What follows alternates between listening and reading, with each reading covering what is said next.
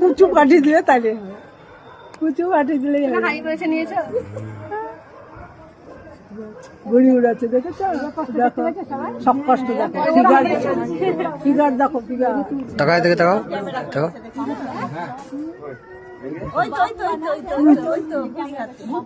এখানে যদি গুরুদেবকেও পেয়ে যেতাম একসঙ্গে এক ফ্রেমে,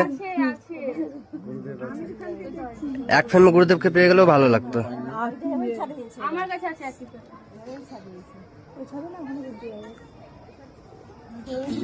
ওই যে ওই যে দেখ হাতে বালা আছে।